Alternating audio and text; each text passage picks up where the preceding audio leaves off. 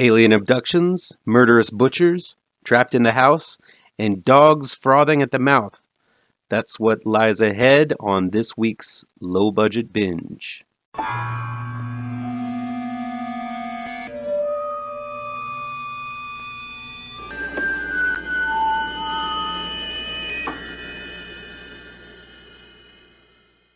Welcome back to ML Miller Frights, a part of the Kings of Horror Network. I'm ML Miller. While you might be watching this video on the Kings of Horror Network, I urge you to click over to my ML Miller Frights YouTube page and give it a like. Please share with all of your buddies. Click subscribe to this channel, and don't forget to ring that bell for notifications.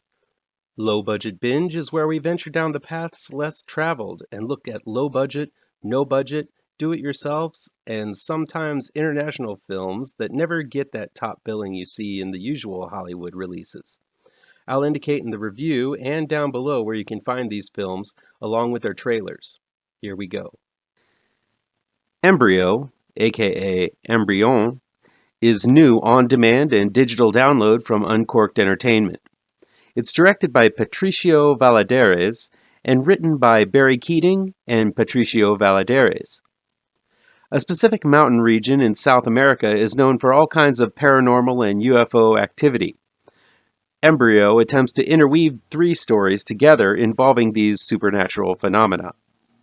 It looks as if Embryo was supposed to be a TV series rather than a movie, so if you remember the Twin Peaks TV movie which truncates the entire first season into one 90-minute flick, you'll understand the disjointed and oddly paced way Embryo plays out.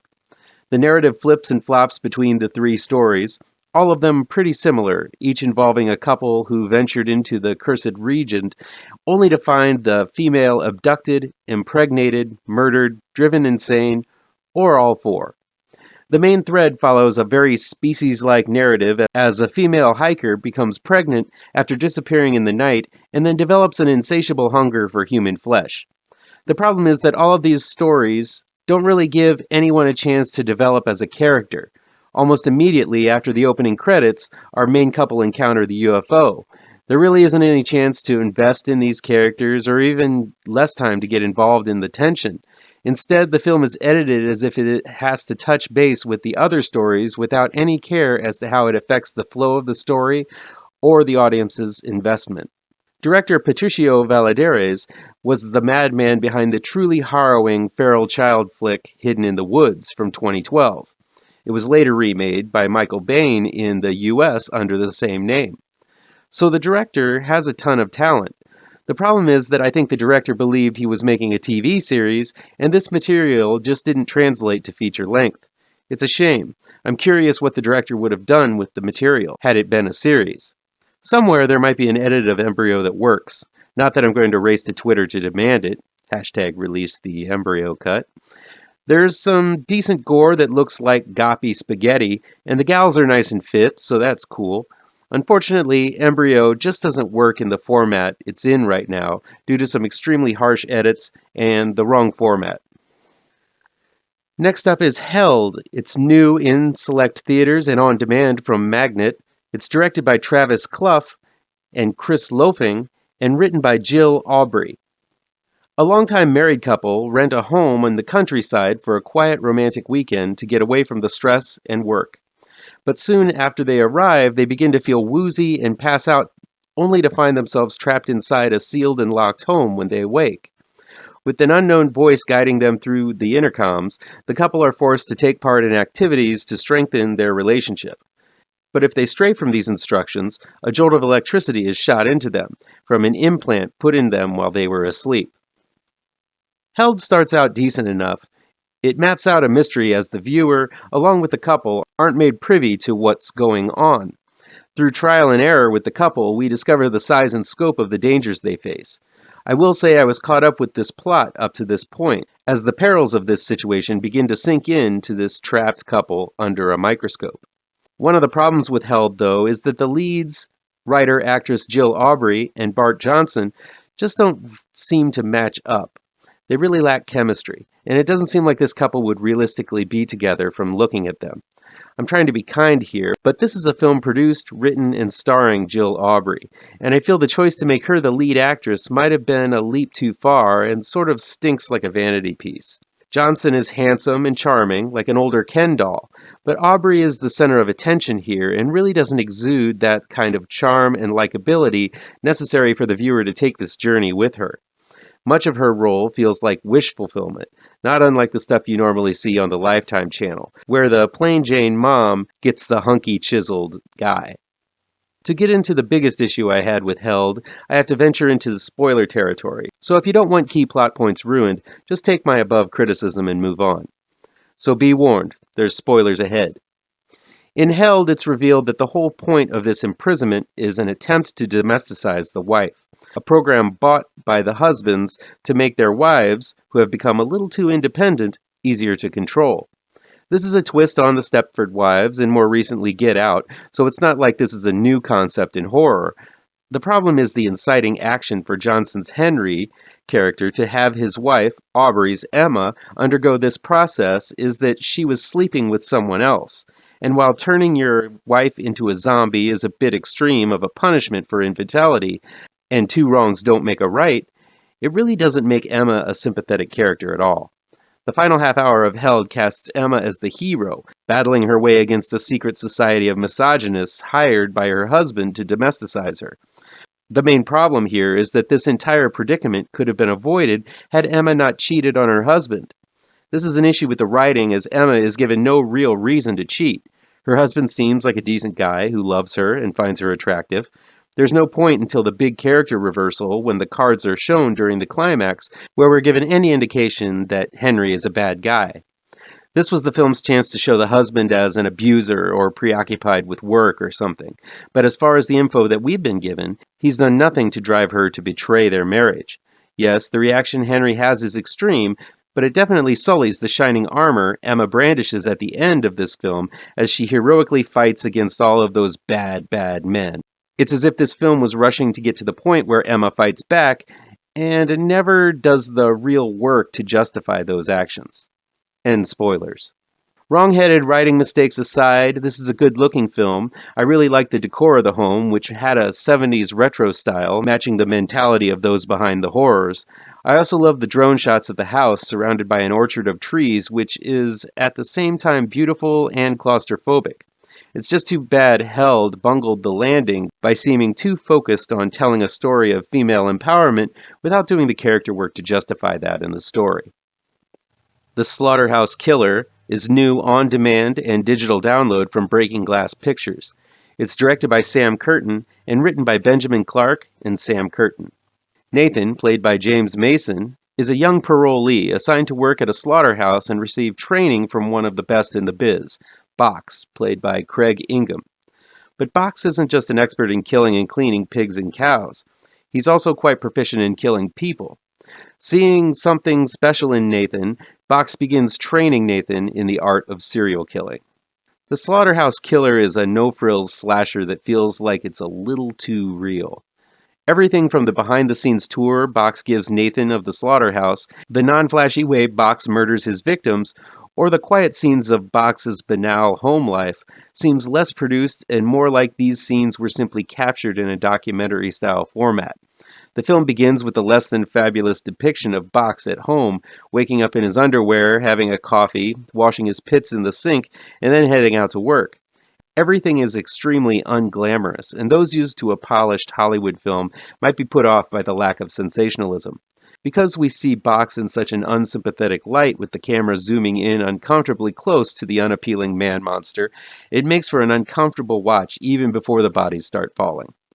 Box is just an unpleasant man, not unlike John Jarratt's Mick Taylor from the Wolf Creek franchise, with a laugh that sounds like the devil himself and an untamed demeanor that makes you never want to be alone with the guy. Ingham's Box is such a truly wretched and foul person that it's very unsettling to watch him make these killings and corrupting Nathan in the way that he does. We've seen the story of the Slaughterhouse Killer before in seasons of Dexter, Training Day, and any other film about a twisted mentor training an apprentice for what most definitely will lead to disaster. if it's intense horror you're looking for, The Slaughterhouse Killer, but the one it does tell is effectively scarring. Reminiscent of Henry, Portrait of a Serial Killer, this one doesn't really glorify the killer or the act of killing, but sheds the bright light of day on truly despicable, disgusting acts. While it is successful in depicting the ugliness of death dealing, it is not for the casual horror fan. This one left a mark on me. It's not a fun watch, but Slaughterhouse Killer is effective in causing a true sense of unease. And isn't that what horror is supposed to do? Nevertheless, you've been warned about this one. Finally, we have Prey, aka Cordes, or Ropes. It's new streaming on Shudder, and it's directed by José Luis Montesinos and written by Yako, Blesa and José Luis Montesinos. After suffering a devastating car accident, angry teenager Elena, played by Paula Del Rio, is left the sole survivor, losing her mother and sister, as well as the ability to use her arms and legs. Bound to a wheelchair and only able to use one hand to move it, Elena attempts to cope with her new situation while harboring a deep anger towards her father Miguel, played by Miguel Angel Jenner, whose drunken driving was responsible for the accident. Miguel has purchased a new home in the countryside with modifications for Elena to open doors, windows, and go up and down the stairs. He's also bought her a service dog named Anthos to help her.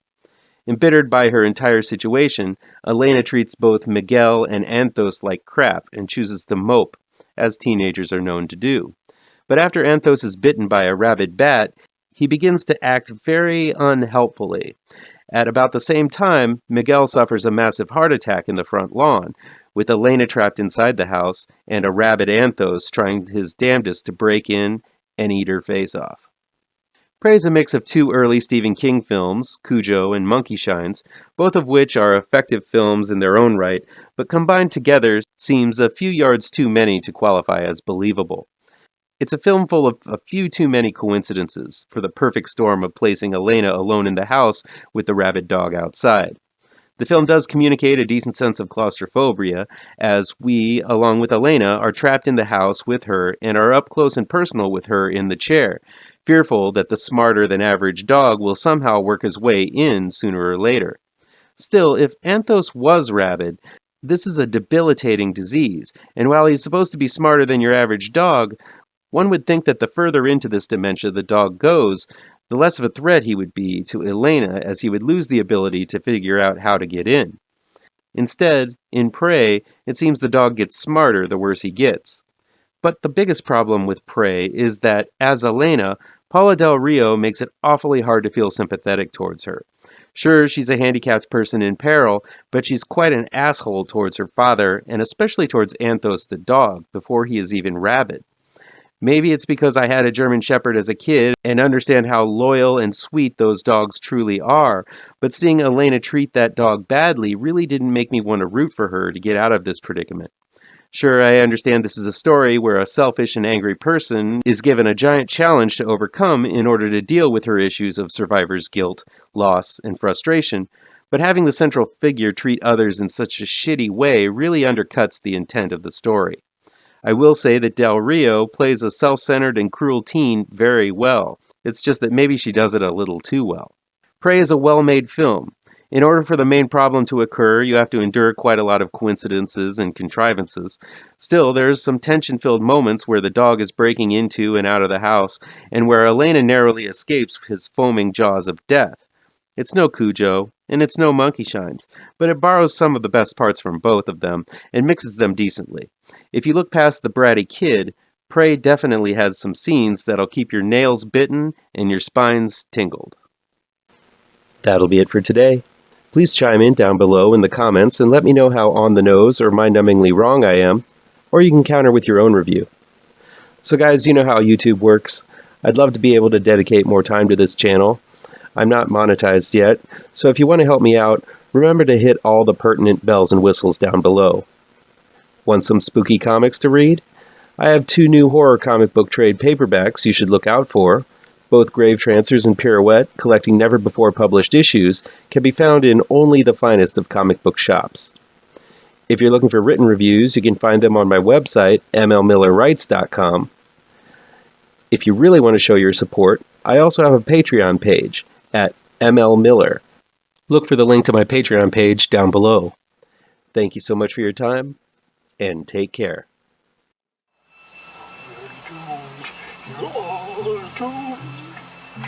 You're doomed to live the life you're meant to be, stuck inside your